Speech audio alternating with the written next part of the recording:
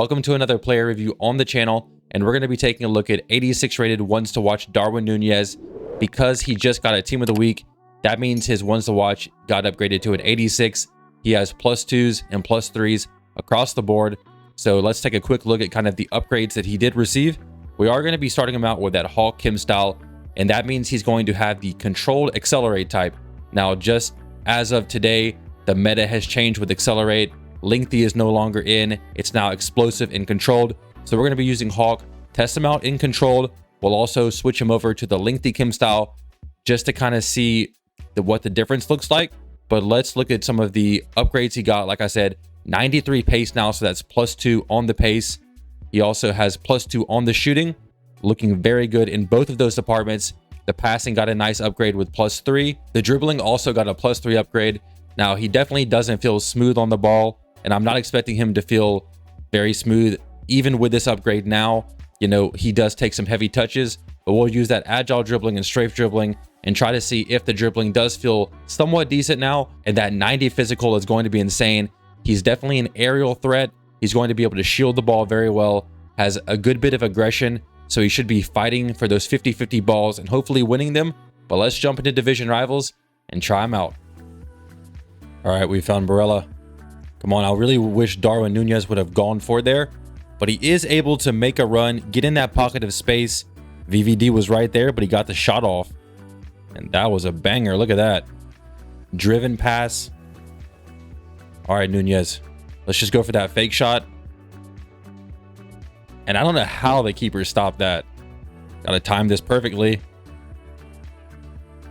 Go for the roulette.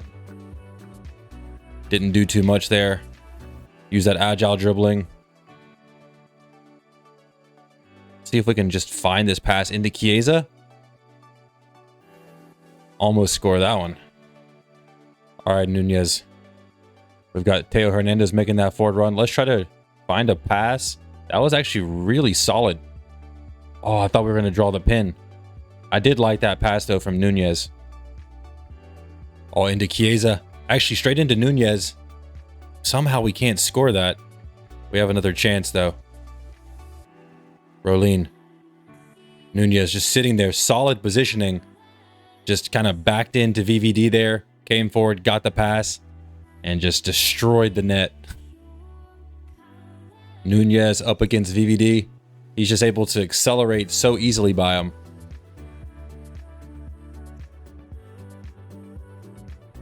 Let's just cross this to Nunez.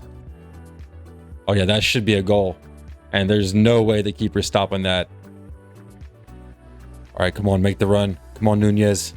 Good placement on that pass. Ball rolls. He did well to just kind of have some good tight touches in the box, but that was a tough angle. All right, Brolin making that run. Oh, we're crossing this straight to Nunez. Oh, how are we hitting the crossbar? Work it back to Nunez. There we go. Use that bit of acceleration, the strength to hold off the defender. Keep the ball. He does. The pass into Chiesa, score that for us. Oh, it was so good from Nunez. All right, this pass into Chiesa. Very well weighted pass. And I think he moved the keeper just slightly. All right, counterattack. Come on, Nunez, able to stay on his feet. We're able to pass the ball back to him. Use that pace. It's a little bit hard to turn sometimes, but does have that pace combined with the physical, the aggression, the fight for the ball. And he's going after it, and he is able to get the goal. Okay, Nunez into Berlin. Nunez, I see him making a run. Cannot get him the ball yet. But let's try this again. Come on, Nunez. Go for the roulette. Oh, finish that.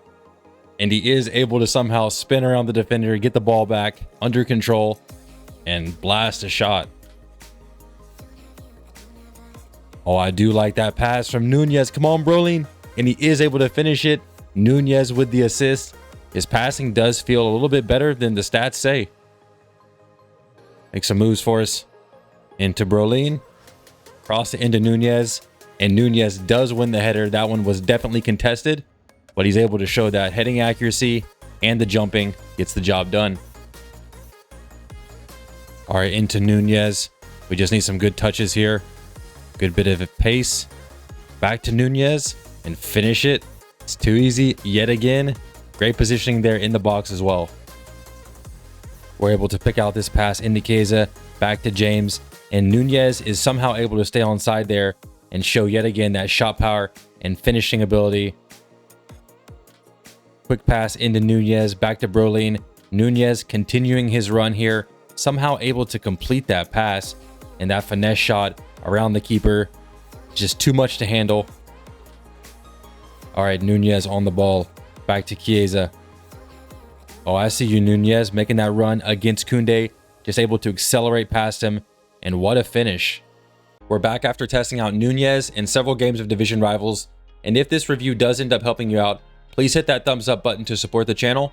But let's talk about how Nunez felt in-game in each of the stat departments after getting that +2, +3 upgrade across the board on his stats. So let's start out with the pace, and for me, the pace actually is the biggest pro on this card. It felt absolutely insane. Now, kind of talking about as well the accelerate mechanic updates with how lengthy is not quite as good compared to explosive and controlled now. So I did mainly use him on the Hawk Kim style, which gives him the controlled accelerate type. And I also tried him a little bit on the marksman Kim style to get the lengthy accelerate type. And I do think that Hawk is still the way to go. Controlled accelerate felt very good on this card, extremely quick.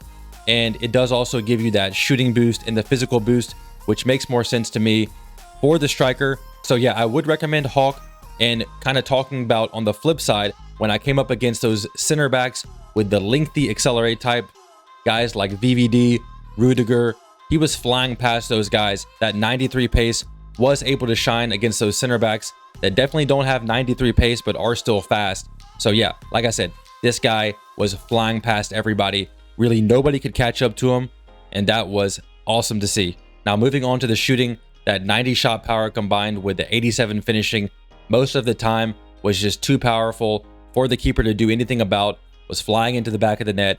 There were a couple of shots I took, though, at tight angles, and, you know, the keeper was able to make a save on it, which is most of the time to be expected. And I did score a couple of goals from outside the box, so he is able to kind of be a threat from range with that finesse shot, having the finesse shot trait, and also, you know, the way the outside foot shots are, because he does have the 90 shot power and the 79 long shots. But again, that stat is boosted up by the Hawk Kim style. So yeah, he's a really good threat in and around the box, also outside the box.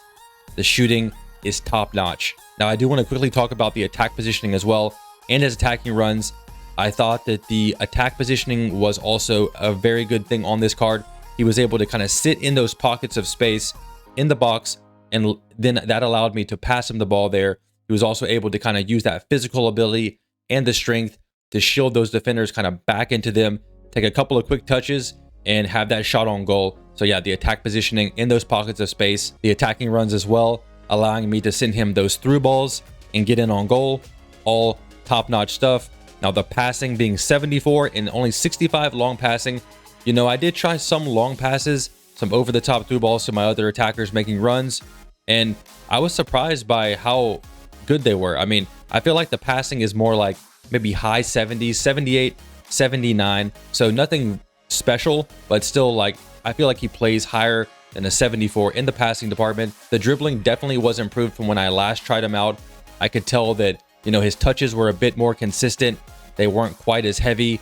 And, you know, that 72 balance, I didn't notice it too much. I felt like actually there were some times where I was just doing left stick dribbling, and I was surprised at how smooth it came off. So I'm going to have to say that the dribbling is much improved compared to his previous version before the upgrade. And the last area, of course, the heading kind of combined with the physical. Like I mentioned a minute ago, that strength was very good. I mean, he was just able to back down against guys like VVD, and, you know, I can't ask for much better than that. The heading accuracy, also we scored a couple of headers, so the heading accuracy and the jumping with him also being 6'1" does actually, you know, make him an aerial threat. Just adds another element to his game in that striker position, and also that 82 aggression. I did notice him, you know, fighting for those 50-50 balls and a lot of times coming out with the ball. There was one time where, you know, I think it was a 50-50 ball in the opponent's box. He was able to, you know, keep pushing and fighting for it. He did win it and then quickly took a shot on goal and scored it. So, you know, those are just the kind of things you definitely want to see out of your striker. Now, we've talked about all the stat departments, but this card is almost 200K at this point in time. And we've got to talk about, you know, is that price tag justified? I do think that he feels a lot better after the upgrade, and he's just that much closer to being an insane card. And especially with that kind of new accelerate mechanic switch up, with how he's able to just fly past those defenders that previously were always catching up with strikers, those VVDs, Varans, Rudigers. And so, I mean, for that reason, I think that this is a very good card in the new meta. And I also think that he's now maybe 1 or 2 upgrades away from being completely a broken card. If his national team is able to get that win, that 1 win in a World Cup game, then he will get yet another upgrade. And I think that really kind of will push him over the edge. And for that reason, 200K doesn't sound like a bad price to me. Now, the other thing to think about is you can buy CR7 for about 165K right now. And that's obviously cheaper than this Nunez card at this point in time. Ronaldo is better, especially because he has those 5-star skill moves that he offers you, and definitely better shooting. However, Nunez, with a couple more upgrades, is going to probably be on his level, not skill-wise, but in a lot of other stat departments. You know, not having the 5-star skills or 4-star skills, he does only have 3-star skills, really does limit you in the creativity. But if you just kind of have like 2 strikers and you need one of them that can kind of hold up or make those really good attacking runs and have that blistering pace to get in on goal, then this is a very good option for you. But that's going to do it for this review. I hope you guys did enjoy it. If you did, remember to hit that thumbs up button, hit the subscribe button if you're new.